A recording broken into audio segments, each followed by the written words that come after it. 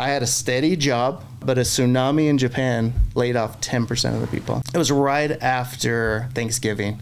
I got let go. It was my boss's boss. I've met one time. Yeah. Just to fire me. You never know what will happen. Like, entrepreneurship is not as risky as people think. The only guarantee of working for the man is a 2-week notice guarantee. Yeah. Dustin Robins of Corporate Traditions. Corporate Tradition does tens of millions of dollars in revenue. The reason this is going to be a great episode is because Dustin is one of the greatest practitioners of lean startup. If you want to learn how to do lean startup right from what people have taken our teachings and applied them, Dustin's a great exemplar of that. Yeah, don't skip steps. They're out there for a reason.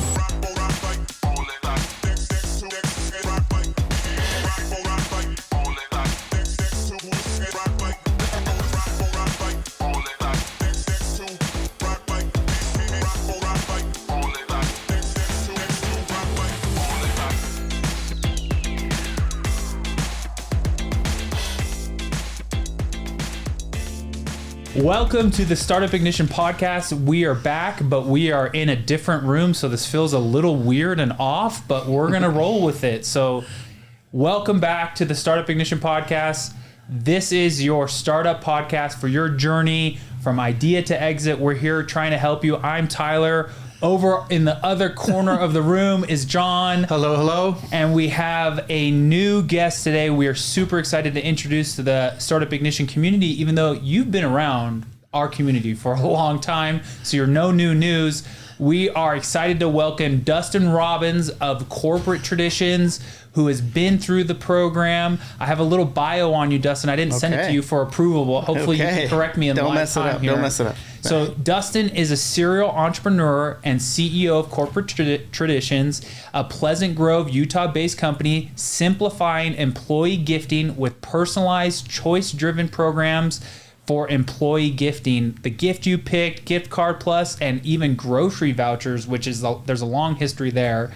And Dustin began with this idea all the way back when you took Startup Ignition Bootcamp, which was what year? What year did you come through first? And timelines are crazy since 2020, so I apologize for that. But it was probably 16? Yeah, probably around 2015. 2015 started Corporate Traditions with some partners, and then it was probably 2 years after that I took the first 16, boot camp. 17-ish. Yes, around exactly. That. Yeah. But you've actually returned and even brought employees and a ton of entrepreneurial friends through the program. So you've gone through the boot camp multiple times. So I'm sure that timeline's I want to pause for a second and just get two hooks in here for people that just listened to the first little bit of this.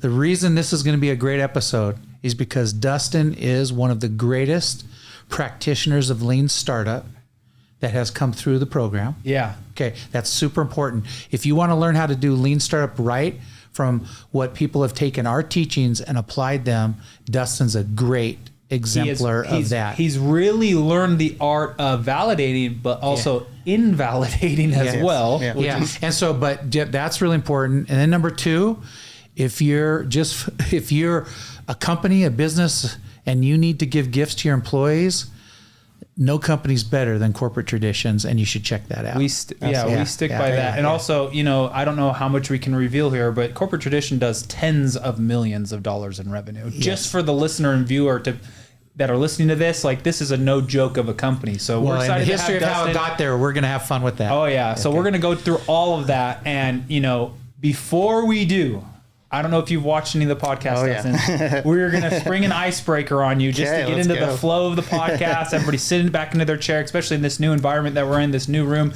a little new studio that we're filming in today. We are doing rapid fire rituals. So both John and Dustin are going to participate. It's just, I'm going to give you, I don't know how many questions it is, 10 questions, and I'm going to ask you what you do for this particular ritual. Are you okay? You ready? Rapid fire. Okay. What is your morning ritual? Do you have any morning ritual that you do every day, every week, every month, something that you do? Sleep in as much as I can. So sleep. During school, it's kids stuff, get them off to school. I play pickleball every morning. I have a little group that does that, and then get back to work. So you do some kind of pickleball, get kids off to school. So you're pretty focused in the morning, and then you get off to work. Yeah. How about you, Dad? Well, I don't know what you mean by ritual, but the first thing I do when I get up is literally go to the bathroom.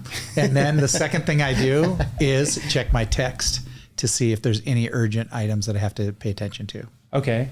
How about an organizational ritual, or do you have like a calendar or a to-do list? Do you have any kind of organization ritual that you're doing? Either one of you. Not really. I check emails. I star emails that are like super important. So I go through like kind of the new star emails. Yeah. That helps you knock out stuff. And then there's stuff like I can get to that in a few hours, things like that. I have a very sophisticated Gmail overlay that prioritizes that. I do that, but text first, then email. And I am a big follower of the Franklin Planner system. So I use Google's task list, but applying the Franklin Planner system to organizing to know what's the most important and the urgent items. Yeah. How about, here's another ritual. How about any kind of team ritual? Are you doing anything with employees or team members that's a ritual that you're doing all the time? Maybe like, I don't know, something with the sales team or something with the customer support team or staff, or wherever you go to a trade show, any kind of team ritual that you're doing at Corporate Traditions? Not rituals. We'd have the Monday morning sales. Like download? Yeah. It's the meeting. It's quick, dirty, get everything going. So that's set on the calendar every Monday morning. Did you ever do anything, team rituals? Fixed meetings. Of course, we did lots of that. Yeah. Team rituals. So just calendared team meetings?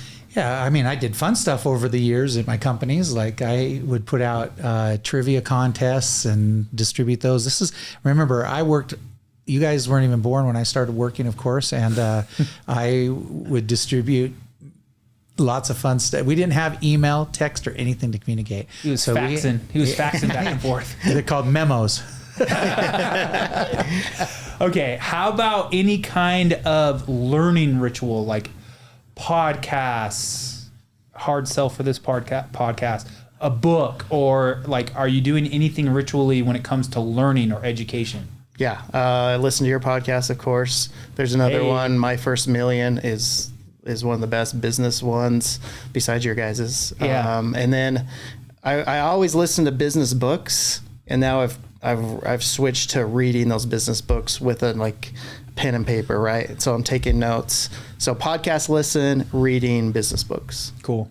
How about you? I'm super devoted now to the All In podcast. The All In podcast is, if I'm in my car, I'm always playing the All In podcast. And right now I'm like 2 or 3 episodes behind because we've been so busy lately. Yeah. And I'm trying to catch up, and I don't like taking them out of sequence. So I got to get caught up. That's also because John is a big politic guy. You like to follow the recent other things news. Are politics and different things. But like also that. it's still a great business and venture podcast. No, it's really pivoted to politics. The whole thing. Well, it's pivoted to politics, but it's also it's not just politics. It's the future and what's coming with AI and business and the huge things out of Silicon Valley and the massive tech companies and the trends and where things are going. I like the 4 people and their guests and the perceptions they give off and what they think is going to happen. Like I just listened to it on the way driving to this recording, and I'm telling you, it was good stuff. And I mean, they just have access to that the average human doesn't have access to. Well, they have a lot of access and a lot of interesting concepts. It was just really fascinating too, what I heard beforehand, but that's a whole nother topic. But anyway. So, okay, last one, 5th one. You ready? Any kind of like focus ritual? Like, are you listening to instrumental music, or are you sitting there in silence? Are you yogaing, or any kind of like hyper focus thing that you're doing? Not really. If I gotta get really focused, because I like to work at night, my wife, and like there's a movie on, if I gotta focus on this, I'll listen to some like instrumental music just to like focus on that last email. Do you like working at night? Is that kind of a ritual for you? Night owl. Yeah, because you can like, for me, it's like, hey, this has to be done. If I start at 10. I can get it done at 1, right? Yeah. Or it just doesn't end until I'm done. Morning, you're like, if I get up at 5, I got a meeting at 7. It's like, I only have 2 hours to do it. That's exactly how I feel. I told people that all my career. I said, I'm a night owl. I work at night and not in the morning because the day starts at 8 o'clock at the office, and that's a deadline at 10 p.m. If I start a project, I can go to 4 a.m. Yeah. You just go till you get it done. Yeah. Okay. Well. Yeah. One other focus I do that I really enjoy. I do like learning and focus. My time is I like to veg out, so to speak, and by educating myself on different topics. Like my favorite are some history, true crime, business stuff, and I love it's become more and more where I can do that with really quick videos I find on YouTube. They're very educational. I've really loved. I follow this Instagram account that does like ancient Roman history every day, and it's so intriguing. Yeah. Like just this road that was built like 5,000 years ago, or just last year they uncovered some tomb or found some new city. It's like it's insane. Yeah, that archaeological aspect. It is. Okay, that was good. Rapid fire rituals. So I just caught you guys both off guard to see what your guys' habits and rituals are. Okay, let's move into the actual story. Dustin, take us back to, I don't know, wherever you want to start. Like where did entrepreneurship, where did you realizing that you wanted to be a business owner begin, rather than, maybe going and working a 9-to-5? Yeah, let's go way back. Born in Scipio, 300 people. But I talk about that a lot, don't we? Yeah. Scipio, Utah. Scipio, come visit. Scipio Rodeo's coming up. No, I just I went door to door. I sold cards door to door. There was always things I did. I didn't really know what I was doing in the sense of I'm a business owner, I'm an entrepreneur, and just like, hey, let's go buy this and resell it. Looking back, I'm like, wow, I always did that, but I didn't know. It was just in the blood. To our viewers and listeners, I'll tell you, humans naturally barter to survive. Sugar for salt. That's a natural thing. The next step up in business is you become a small business person, which is you acquire something for a certain price, sell it for more than you acquire it for, and have a profit. Mm-hmm. And that's getting into there. And then entrepreneurship and venture entrepreneurship is when you actually do much more sophisticated things to create profit in business and what you've gone into. But what you were doing was just being a human, and you went to the next level beyond bartering to be a small business person. And that's everybody's a barterer as a human. Then some can be good small business people, and then a much smaller piece of the human pie can become venture entrepreneurs. Yeah. And it was just always in there. And so, fast forward, I was like, I really like video stuff. I also liked investing. Didn't really know the stock market, try to learn a little bit about that. So after my mission, I was like, hey, I'm going to do financial planning, because you can build your own business. As that grows, you grow. That's what I thought I was going to do. So went to Westminster, got certified. I could sell securities, bonds, life insurance. And 7 months into that, I knew that wasn't what I was going to do. Why? It was just a drag, or it what? Was I love that stuff. But Tyler, let's look at your money. I didn't like doing that for other people. Yeah. Mm-hmm. It was uh-oh. And guess what I did? I worked in the business for 3 more years, because that's what we do. So I always tell people, once you find out that's not what you want to do, it's not failure. You figure it out. That's not what you want to do. So now your job is to get out of there. Yeah. So I don't just quit. I had kids and things, so anyway, it took me 3 years. It's I loved the video side. I loved marketing, things like that. So I'm like, how to switch? You got to get a degree in that. So I got a master's online through Full Sail University, which is out of Florida, and got a master's in internet marketing, which is crazy because everything I learned was already 6 months behind. Yeah. You look at YouTube. Yeah. So I wasted a lot of money there. But I got a job at Adobe, and that kind of switched my whole career path. At Adobe doing what? I was an account manager. We had anybody was spending 50 to about, I think, 400,000 a year. I had some accounts that way. So big company. Brad Rencher was our CEO. His messages were cool, but it's just a huge company. People I worked with was good, but it was just, the benefits were great, but I was like, I don't like this. I don't like this. So I was like, hey, maybe I should do some video stuff. Saw that video marketing had now, like, cameras were like $5,000 instead of $50,000. I was like, this is what I want to do. So kind of validated that. I got a couple of clients while I was working at Adobe. And then something crazy happened. Two things happened. I told my wife, I'm like, I need to quit, thinking we had a mortgage and 3 kids, thinking like, you can't quit. You're crazy. Like, you got to stay there. She said, yeah, why don't you quit and start your own thing? And now I had no excuse. I'm like, to go. Oh crap. So yeah, her dad was a home builder, still is. And she just knows there's ups and downs. You have your own business. Like, she knew the ups and downs. So I was really blessed to have a wife that was on board, right? Now I didn't have any excuses. So I was like, okay, now I'm waiting for the perfect time to quit, because they have a lot of benefits and things like that. And I got let go. And December, it was right after Thanksgiving, I got let go.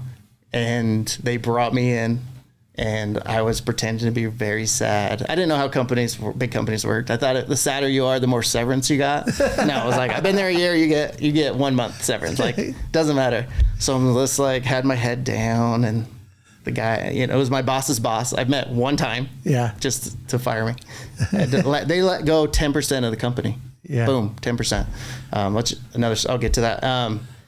So I was just super sad, and they're like, here's your paperwork. You can go get your severance in this, go around and go get that. I'm like, okay. So I go into the room they told me to go into, and there's a guy there, and he's like, just talking me down, like, everything's okay. And I'm just like, I'm with this guy 15 minutes. And by that, I'm like, hey, I just need sign some paperwork to, like, get my severance. Like, oh, that's the next room over. We're the counselors to help people. I'm like, I don't need help. I don't need help. So I went in, signed. I got a month runway.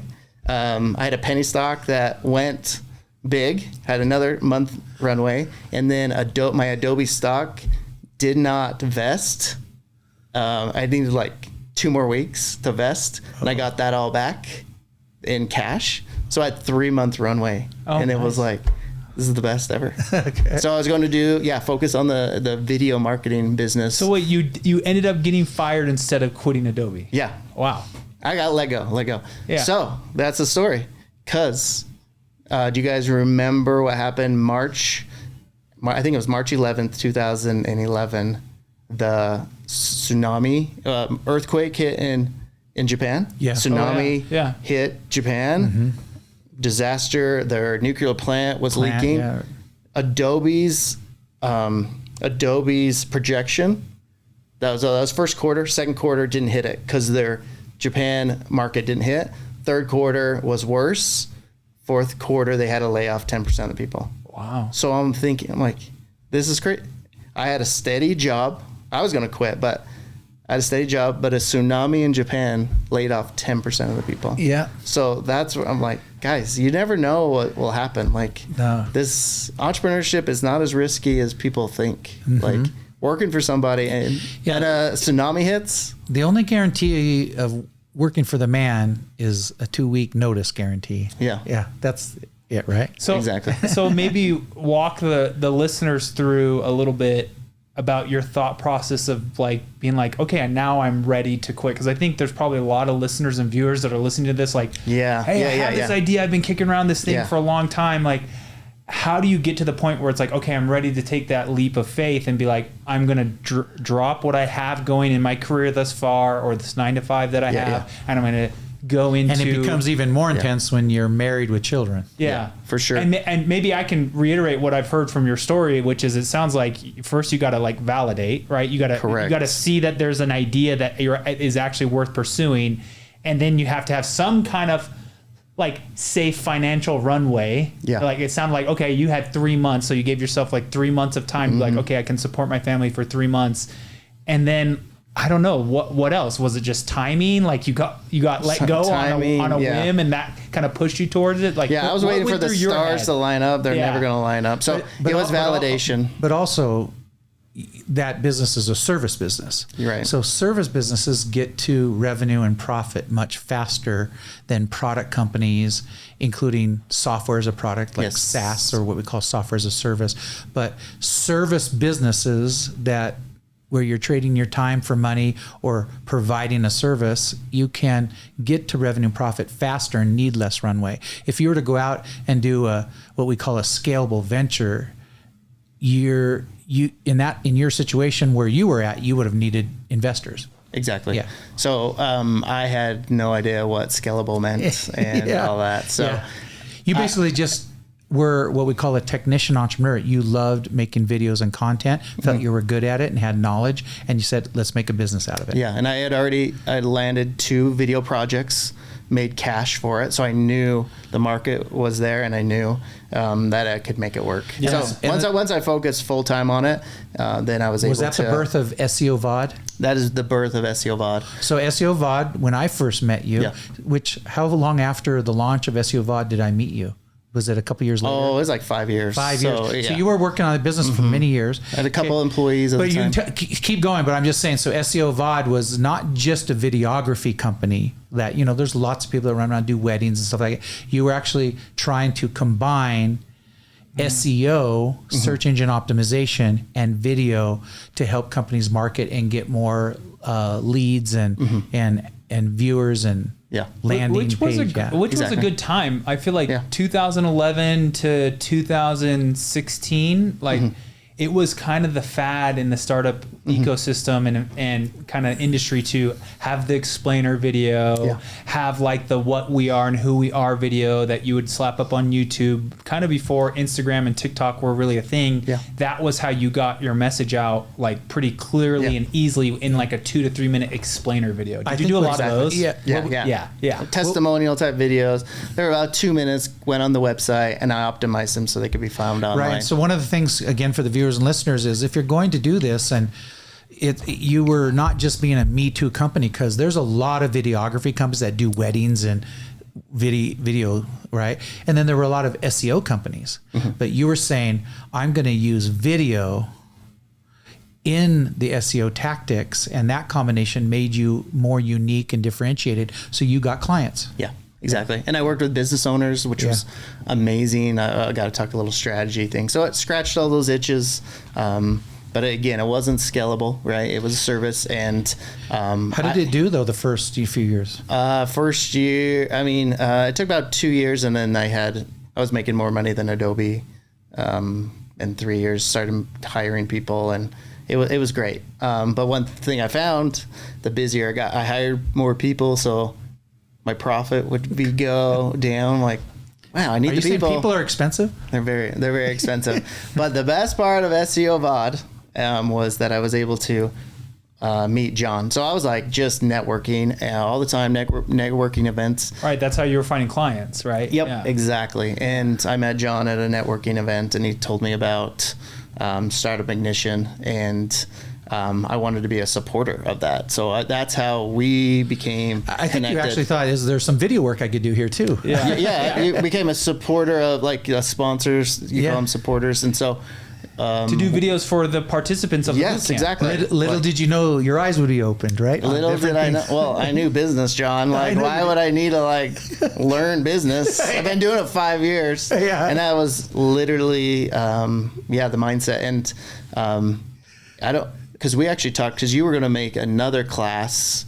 You're like, maybe another, I don't know if you remember, but I've always been people always wanted me to put my live bootcamp experience in videos, right? Yeah. And so we talked a little bit about that. Yeah. But I think we need to interject here too. I'm just going to call it this way, when did the turkeys come into play? Oh, yeah. So the turkey. Where did, and before we tell more about it, but you basically got the idea and saw and how lucrative it was, and you started on the side doing this turkey business. Tell me about that. And when did that happen? Because I was meeting lots of different businesses. I met a couple that knew that business. And so I'm like, hey, let's just do it ourselves. And they said, that sounds great. We don't know business. And I said, I don't know turkeys. Let's do it together. So we became 50-50 partners, which is not good. John teaches not to do 50-50. That's an anti-John. Yeah. Okay, but let's. That was 2015. Okay, so you had started SEO VOD already? Yeah. Okay. How many years you were 4 years? 4 years. Doing this thing on the side with these turkeys. And so then tell them about that. What did you like about the turkey idea? I called the turkey idea. They were vouchers. They're good for turkey, ham, fruits, and vegetables. We still sell them today, but that was the only thing we focused on, and it was 100% October, November, and December sales. And that's it. You basically went to companies and said, "Hey, you want a gift for your employees? Give them a turkey like they did, like they did 150 years ago." Yeah, exactly. Like in the 50s. Not just the 50s. I'm talking. That's what they did in 1850. Yeah, right. Exactly. And companies still hand out turkeys or turkey vouchers. Yeah. We just say, "Hey, this is why ours are better." We have relationships with the stores. We can put the company's logo on it. We can do a message. We can do a lot of different stuff. So how long was that going when you met me? About 1 or 2 years? That was going 2 years when I met you.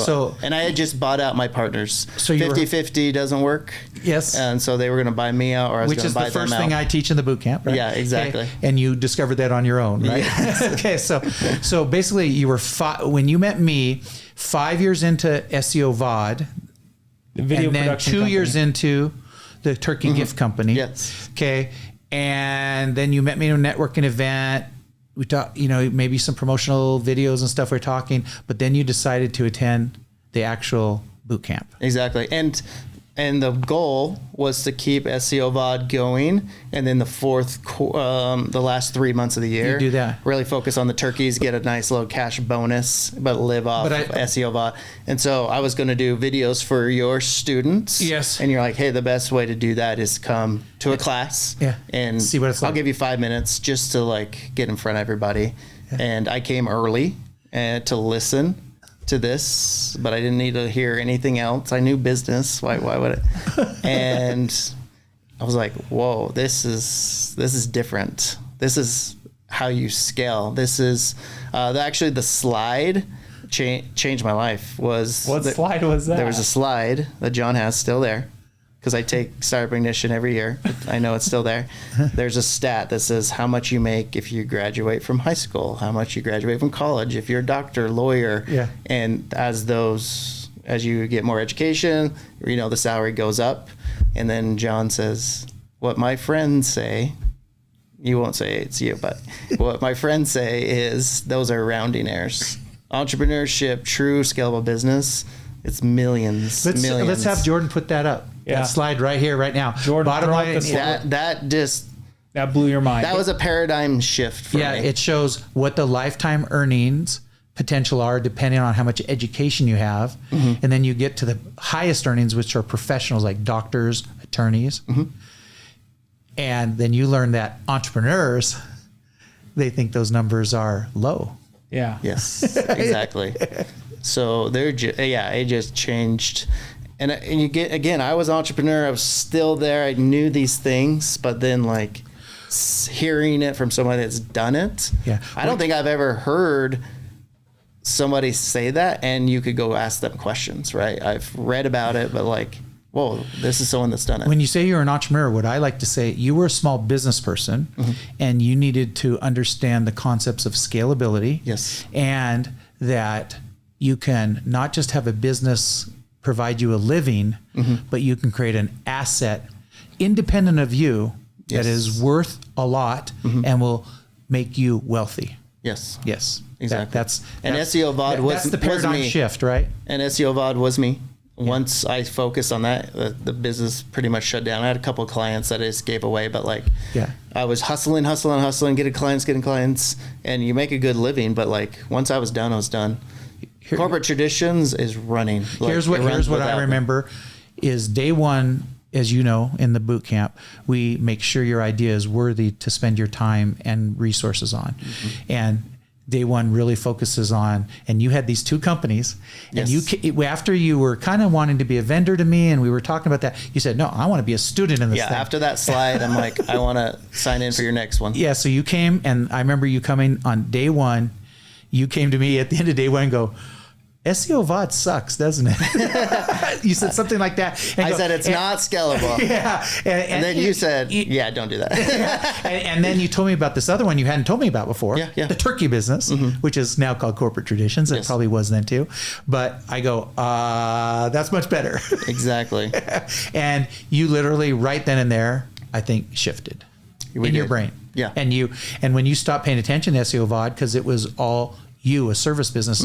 A service business is the founder. And when you didn't pay attention to it, it went down. Yep. And then when you paid a little bit of attention to the scalable business, what happened?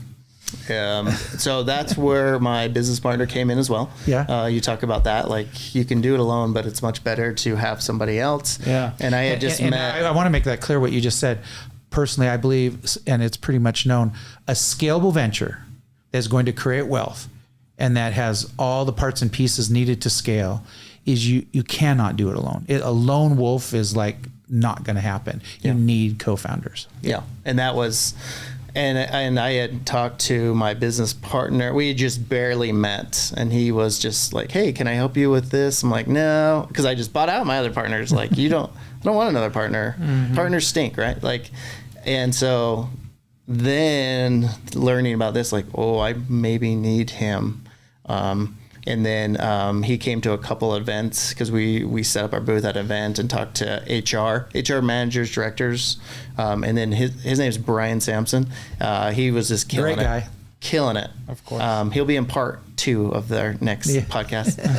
But he, just killed it. And it's like, I honestly didn't have the money to bring him on, but it's like, from what I hear, from what he does, I'm like, I need to bring him on. So I went and got a small business loan to get him on. And that by the time that paperwork was done, Brian had already made his like money back. So we like got our loan and then had it for like a month and did that. But we had to put up the house for like, But my wife was, again, she was so supportive of this, like, hey, this is what it's going to do. So, Brian was awesome, came in as a true partner, and we did it right. We did it with slicing pie. So slicing pie is, you don't really figure out what ownership you have yet until you earn, and we figured it out. So he came in, and we just wanted a small percent to get him away from his other business. And after a year and a half, he's far suppressed what we even talked about. Let's have Jordan share just an image about slicing pie, and then I'll explain it real quickly. So, because that's really important. Slicing pie, about important. Of the hundreds and hundreds and hundreds of ventures that have been through the boot camp, about 50 have employed slicing pie. It's a new approach to when you start a company. It is actually quite silly to fix the percentage ownership on day 0 when you haven't worked together and don't know the true value of each's contribution. So slicing pie can fix those problems. And so far, just to let the viewers and listeners know, anybody that's used slicing pie never afterwards tells me, oh, we shouldn't have done that. But there's lots of people who said we should have done that. Yeah. It's a simple formula that splits up the equity of a startup based off of contribution and effort measured over time. Measured over time. Right. Exactly. So instead of hard baking it and hence slicing the pie, hard baking it on day 1, and then founder A is slacking, founder B is pulling everybody, and founder C is never even coming around. It's like, why would you do 33%, 33%, 33%? It's like, let's let this matriculate a little bit. Let's watch how everybody's efforts are contributing, and then let's divvy it up. So you're happy you did that? Very happy, and it worked out. Well, and a lesson, I've seen this too, because once you're like 50-50 or 33-33, even if that person, and now it's set in stone, like now they know that they even know they're not doing great, but they're not going to give up something. We talk all about this. They're not giving up. In the boot camp, we talk all about this. So let's review real quick, because Dustin, you came into the boot camp, you learned about the principle of scalability, product companies versus service-based companies. That like was a light bulb. Obviously, the entrepreneurship is a wealth-creating, endeavor, right? That blew your mind. Then you learned about team and what it takes to make a team. Then you learned about slicing pie and how to set up that team equally.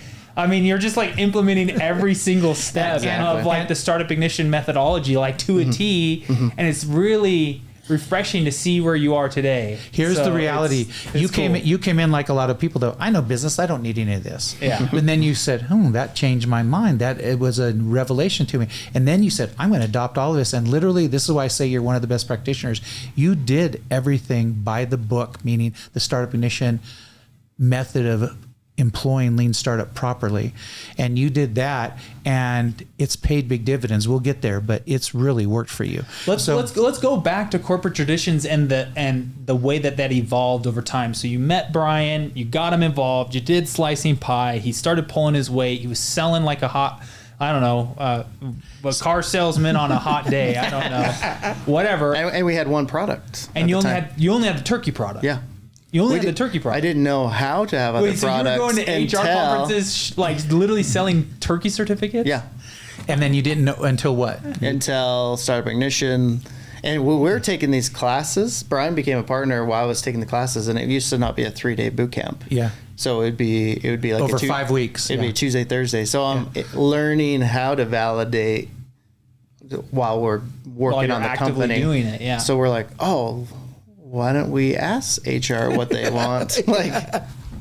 As Steve Blank says, ask a customer what they want before you start building something they don't want. Exactly. Yes, And so we built products after that. But Steve Blank says, common sense hidden in plain sight. Steve Blank, the father of lean startup. Yeah, exactly. Yeah. So and we're big. All of us are devotees of that. Yeah. Yeah. We started asking, why aren't you buying turkey vouchers? And they're like, well, we give out gift cards.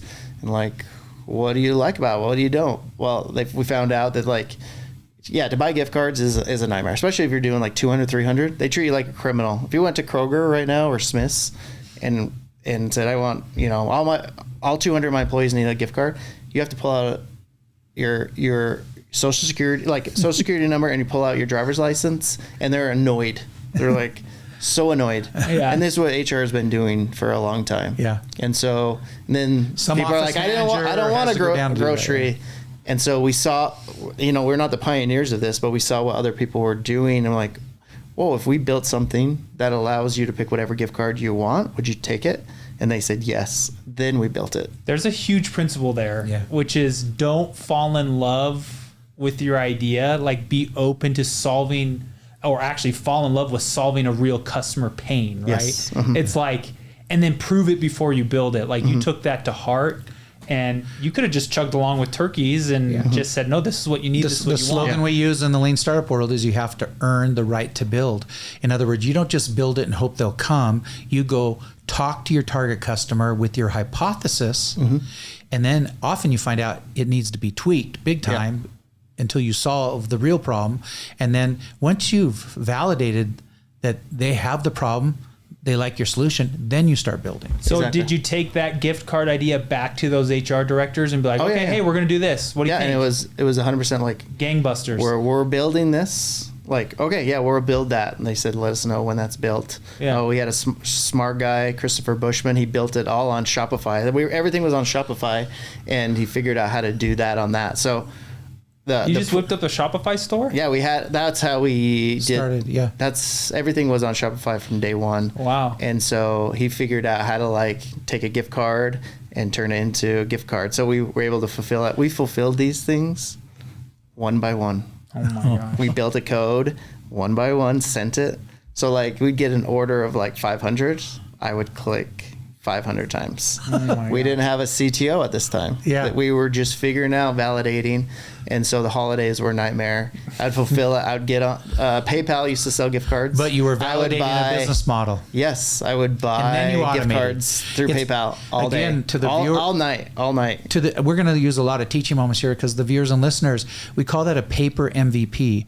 You don't have to build a full working MVP that's perfect to get customers and test to see if they'll really behave and buy what you want. Your paper MVP was you one by one doing 500 cards. That literally is the definition of MVP. Like, it got the job done. Of course, it took you probably late nights doing 500 But it doesn't have to be a finished product and perfect. Yeah. You just see if the customer, because you were solving a customer problem. Because right now, I see corporate traditions as solving legions of office managers, receptionists, and assistants to the CEO who are given last-minute instructions to go buy gifts for the employees, and they're handed a credit card and go down to the Kroger's and buy 500 gift cards, right? And that happens all over America every holiday season. Yeah. And you have a complete, nice, elegant solution for that. But the principle there is just get your product in front of, once they told you, yes, I want that, right? That was the moment you're like, I just got to get my product out in front of users as fast as possible, even if it's super rough, and then just relentlessly refine it over time, right? That's the MVP principle in a nutshell. Yeah. So let me ask you this, so in other words, and you did this and figured this all out, and then it just has steadily grown year over year at amazing growth. And I'm talking, viewers and listeners, this is from nothing, selling turkeys for a few months a year at first with, as a small business person, and now you're into multiple tens of millions of revenue, and that's all we're going to say about that. You're very successful. We hit 25 million in revenue last year, and our goal is to hit 30 million this year. And we're on track. And we're gonna clap to that. Clap for that. Amazing accomplishment and all that. So right now, what would be like if you had to list it off? What did you get from the boot camp that you think enabled you to go and have the successful path? What's like you've shared a couple of key things, but if you had to list it, what's the teachings or principles that stand out? Yeah, I don't know if there's anything new. I mean, we've already talked about a bunch of them. One other thing too, I was not to skip steps, right? Yeah. They're laid out in front of them. And I watch a lot of people skip steps. So you're basically saying the startup ignition method of lean startup is step by step. Yeah. And you have to, the owner or equity owner has to talk to decision makers. Yeah. It can't be outsourced, right? Because a salesperson doesn't know how to adjust on the spot because they get a script and obviously it's, I'm not saying they're robots, but it's just different. Like, here's the price. There's a difference between knowing how to sell the product and to know the business model, like to understand the inner workings of like actually how you deliver business to customers. And sometimes you don't even know what the product is. So it's really hard for somebody to sell it that's not a decision maker to tweak some things. So what we say in Lean Startup is that only the founder can pivot in the very moment in talking to a customer, validating right then and there. The founder can say, we're pivoting right now. Yeah. And the next sales call I do or the next interview I have with the target customer, I'm presenting this new business model. It might be a micro pivot or it might be a major pivot. Yeah, exactly. And the first time I took the class, you said 10% of you are going to follow these instructions to a T, and a lot of you aren't. And I verbally committed. I'm like, I will be that one that follows it to the 10. So I was stuck. I had to follow it to a T. But yeah, don't skip steps. They're out there for a reason. Lean startup. It's you can't it's common sense. Do things, right? So I've seen people with successful people with money try to skip steps because it's easier to not skip when you don't have any money. You have to be very careful, creative, and you can't afford not to skip steps. Constraint breeds creativity. Yes, exactly. So if you're unconstrained and have unlimited resources, you can mess up. That helped us big time with corporate traditions not to have a large money to so now that to buy shortcuts. There's no shortcuts. So we've already conveyed this, your successful story, you follow these principles and all that, but you've commented to me many times, and you actually sometimes get up on your own podium when you're talking to people, entrepreneurs, saying this process works, don't skip steps. So has it been kind of discouraging to you to see people skip steps, even people that you told them to go get the same knowledge and then they skip steps? Why do you think people do that? I don't know. You talked me down once. I'm like, are you just, I've referred many people through, some been successful, some skip steps, but you know who you are. I would text you that one time, like, John, how do you deal with this? Because you see that every day, people you taught, and but it's very discouraging. I don't. You just push on, I guess. What do you think it is about? I have I just want to see these. There's some people that just have the entrepreneur the drive, the skills to do that. I used to think everybody should be an entrepreneur. That's not true, right? Like, it's just some people don't have it. Yeah. And that's totally fine. That's nothing wrong. Like, I just, for me, I had to do this, but I just see people very qualified and they're entrepreneurs, but they skip steps. So it's very discouraging. So here's what I think. Let's see if you agree with me a little bit. So skipping steps, you already mentioned one. People that think they know it all, they just skip steps because they know how to do it, even though they really don't. Okay. Number two, money. If they have resources, they think money can gloss over the need to do the steps or cover up problems from not doing the steps, right? All that. Also, it's hard. It can be boring and arduous, and it's not fun going and talking to 20 target customers and having 16 of them tell them that your current business model sucks. Yeah. I think one of the biggest attributes of a successful entrepreneur is that coachability and the self-awareness to know, okay, like, I could be wrong here. And that, like, you came in thinking you were a hot shot with SEO VOD doing this video production company. And then you saw, not that we wanted to prove you wrong or, to bring you down or tear you down, but it was like, oh, I'm learning these principles. Okay, maybe I don't know everything that I thought I knew. And when an entrepreneur has that click in their head, that's when success honestly comes, because you're open to learning a new way of doing something. You're open to fundamentals. You're open to a more disciplined and self-awareness structure. So it's like that, I feel like, is what makes a good entrepreneur and a bad entrepreneur. And I think now that we run a venture fund, like, we talk to so many entrepreneurs every day, every week. We're talking to scores of startups, and I can really quickly identify an entrepreneur who's going to be successful versus an entrepreneur who's just going to be so hard-headed that they're not willing to change. They're not willing to pivot. They're not willing to absorb information and admit, a little bit of failure to be able to progress, right? So it's like, and I think that's what you've done really well, is like, oh man, I don't know everything. I'm going to take these teachings and actually do it. What do I have to lose? Because right now I'm not hitting the success that I want to, and boom, you were on your way, right? Yeah. Exactly. So how did you handle, because I'm known for radical candor. And you, by the way, you've become a really good friend, and I think it's a case of the apprentice becomes the master, because you've done such a good job at really doing it right. Oh, thank you. This environment kind of requires radical candor, right? Radical candor and a mentor to a mentee like me to you, and being straight shooter with you. SEO VOD, corporate traditions, thumbs up, which surprised you at first, and then also radical candor from your target customers. You go out and talk to HR directors. What do they want? What do they need? And they're actually telling you something different than you thought, and that you maybe were down the wrong path, right? And it's accepting that kind of thing and being in an environment with radical candor, instead of the opposite, where, like, I get bothered where mentors and investors like kind of glad hand an entrepreneur, and in their mind they're going, no, this entrepreneur is on the wrong path.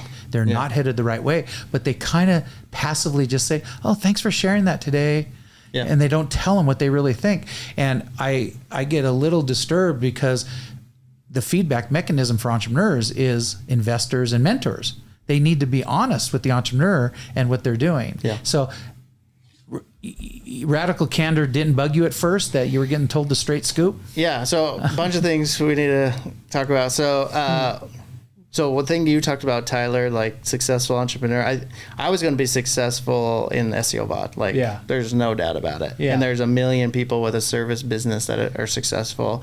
It's the shift of scalable, and like once it's it's life changing, right? Like, it's generational, life changing. You can actually sell the business and things. So it's not about like being a non-successful entrepreneur. Right. It's all about being a successful, scalable entrepreneur. Right. And that's what like totally clicked with you guys. John, you're very, very candid, very to the point. But you can tell you care, right? You're like one of those coaches that like yells at you for missing a layup, but really wants you to succeed too. One thing I remember, one time I met with you, and you're like, your LLC, you need to stop that right immediately. I'm like, I'll get to that. No, you need to do that. And like, I'm like, I haven't changed that for a while. Like I couldn't talk to you for months and months and months because you kept talking about that. And he was right. So we finally changed like 2 years ago, but I should have changed years ago. Time flies, ladies and gentlemen, time flies. Get it done. That's a step I skipped because it was like, I'll get to it. I'll change from an LLC to a C Corp. And there's many different reasons for that. But yeah, so you were very candid on that. And it's, some people might not come back to you because like, I didn't do that thing, but it's okay, right? Well, we've always had a great relationship in that regard because you're, like Tyler's saying, you're very open. You put your ambition to be successful ahead of your personal ego, which is really an interesting thing to say.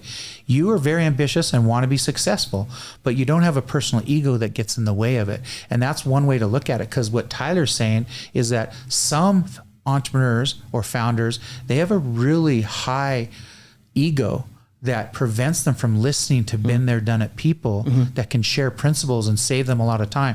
It's not going to save everything, but like we say, Startup Ignition, I personally believe 80 to 85% of the mistakes you would make on your own, you can avoid. You're still going to make 15, 20% of the mistakes, right? But if you can avoid 4/5 of the mistakes you would make on your own, that'll help you last longer and get to the winning combination. And that's the thing. Well, but you have to be willing to take and accept that environment of where somebody's telling you, no, you really need to listen here. And speed too. Like some things you don't have to do, but it's like, why don't you just follow the steps so you can save months and time and money? Like it's, like you don't have to do it this way, but you're eventually going to, so might as well start and get there in 6 months instead of 6 years. Right. Yeah, so that iteration process, doing that quicker. Like once you see evidence of something going well or customer feedback or principle that you're learning, like don't just ignore it as an entrepreneur. Like actually take it and be like, okay, could this be the way? Instead of being hard-headed, and then iterate quickly based off of that evidence and go and try it out, right? I don't know. We're covering so much good ground here, but we don't have a lot of time left. No, we don't. So we want to make sure. I have a shortcut, even though we're not supposed to have shortcuts, but I wanted to share this with your listeners was, so you need to talk to validation. And so mine was validated. Now we're validating other products. So if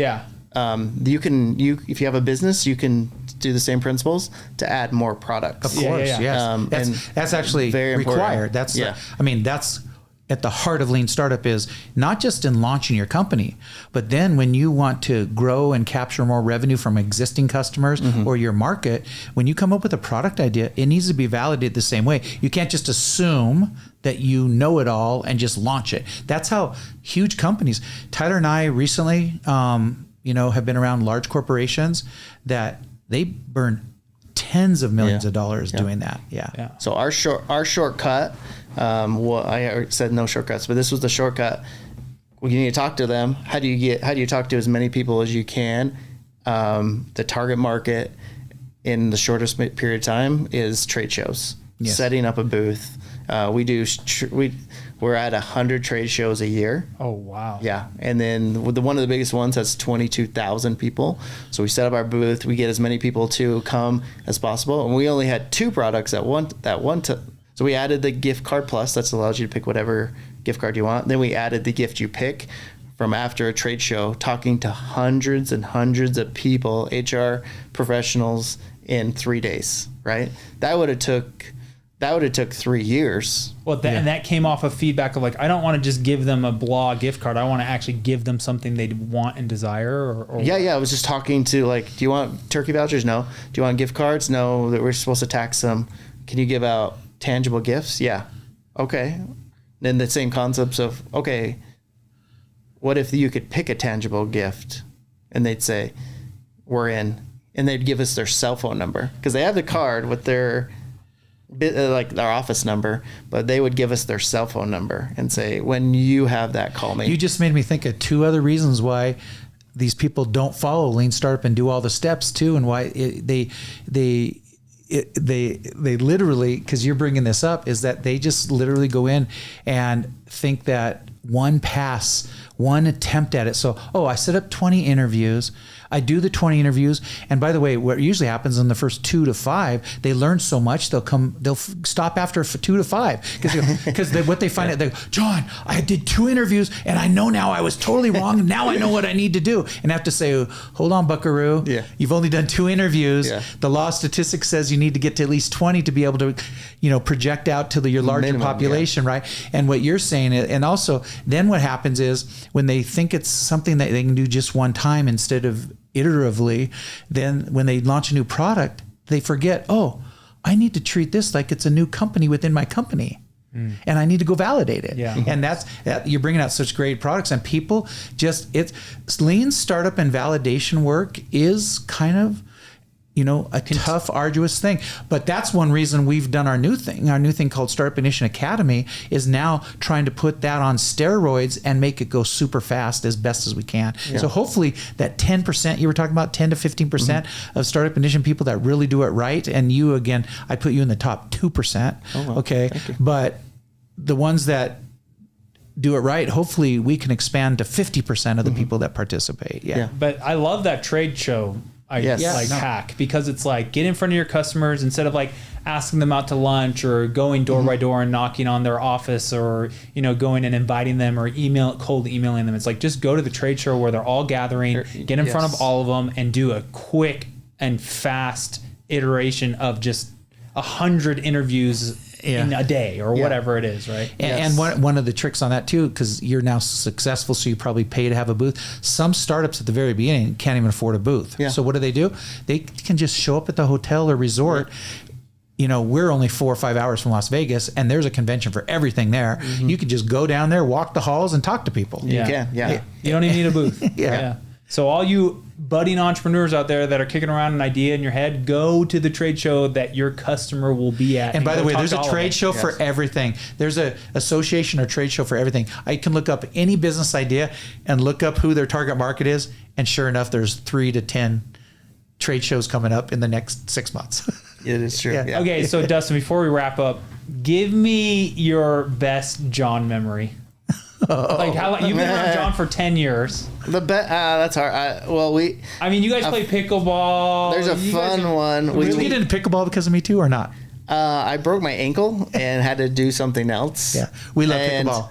You actually discouraged me because I thought it was just for people that were older. But the medals that was cool. Like, oh wow, look how many medals. So I played it with my wife, and she destroyed me, so I gotta get better. And then now we play together. And by the way, you've gotten very good. Hey, thank you very much. You've gotten very good. Yeah. Okay, memory of me. What is that? So we went to us 3. We went to the Jazz game. Oh yeah. And we went to the Golden State game. I brought these guys, and we were able to get on the floor for a game called Simon Says, and there was like 50 people on one side, 50 people on the other, and I was the very first one out, by the way, which was kind of embarrassing. But John, you followed directions well. I messed up, but John pulled out his phone and asked ChatGPT how to win Simon Says. That was a kind of a funny memory. Like Steph Curry shooting threes. No. We're looking, AI is helping him win. Simon Says. Yeah. That was a good memory. That was fun. Yeah, thank you for doing that. That was cool. Well, that's great. Well, I just have a lot of great memories of you. And again, viewers and listeners, in this episode, the steps of Lean Startup are super important. And skipping the steps will cause you to fail. And it won't work for you. That's why. And also another reason why people don't do it is they think MVP. A lot of people have heard this term MVP, minimum viable product. They think MVP is all that Lean Startup is. So, I'm going to build an MVP. I'm being very lean. I'm doing Lean Startup. When actually MVP, as you know, is the final last step of Lean Startup. Before that, you're talking to a lot of people before you've written one line of code or set up a new product. Yeah. Yeah. You agree with that? I do. Yeah. Yeah. Okay. All right. Well, Dustin's path from boot camp to where you're at now is insane. I think we can learn a ton about validation effort, following the methodology, following all the principles that are very discoverable out there on the internet or even here within our realm of Startup Ignition. Like, they're there. Like, you just have to go and put it into practice. And you could have a $30 million company. That's kind of what Startpignition does for people. Most of what we teach is out there. There's some unique things we have, but it's the way we put it together and deliver a mechanism for doing it step by step. I think that's the difference. But I think Dustin took it and did it relentlessly and to the T, and he has the qualities that he's now learned that not everybody can be an entrepreneur. You know what the qualities are is what Dustin has. He's teachable and coachable, like you were saying. Yeah. He's tenacious. Yeah. He's ambitious. He's competitive, but in the nicest ways. Like when you meet and talk with him, but like the medals, that's a competitive thing. Like, I like getting medals because it's a competitive thing, and you like getting medals. I mean, and that's just, there's things like this. You don't have to be a jerk to be competitive and ambitious, right? And you just hit the notes really well, and that's why I'm so proud of you and why you become a friend. Dustin, thank you. What's next for Corporate Traditions? Where are we at here? Is there what's the future? What's Corporate Traditions look like in 3 to 5 years? What do you hope? Yeah, we're building it to sell. That is a goal of ours. If it doesn't, it doesn't. But we're putting all our effort into making it scalable and sellable. Oh, my definition of scalable, by the way, I wanted to add this. This is the Dustin Robins scalable definition. Scalable business is one that you don't ever have to turn down a client. So if clients come in, if you have 100 clients come in one day, you can onboard them. Yeah. If it's 1, if it's 1,000, and we have that. Yeah. We can onboard as many clients as we could. A service business, you can't do that. I got you this day. Maybe tomorrow, so we're very scalable.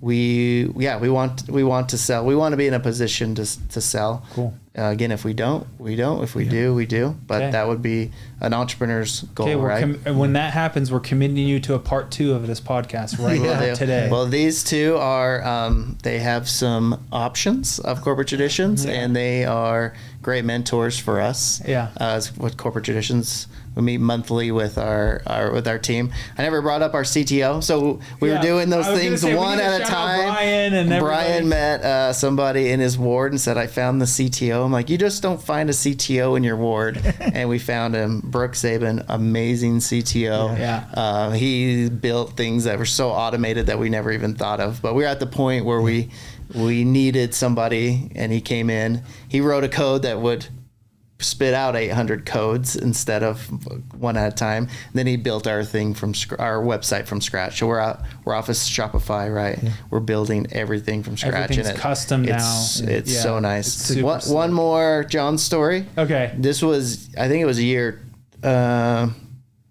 It's probably 6 months after I've taken Startpignition. You came in, you were talking about how we were. And it's like, you asked him about our cash flow and things, and was like, "Yeah, we have cash flow." And I thought you were gonna invest or be a mentor, and you're like, "Oh, you don't need cash. Go ahead." And I thought that was great because he could have had 50% of my company like that. Because it was like, "Yes, sir. Whatever you like." John was the man. Like, whatever you want, sir. And then after so many years, we got to a point where we needed some extra help, and so you came in a little later, and you're great. Yeah, we're glad to have you on the team. That's what, if you want to do this as long as I have, you don't take advantage of people. You could have. You just help them. Yeah, but you just, and also, but that, if I would have taken a big chunk at that time, could have discouraged the things. Yeah. You don't want to mess up a company.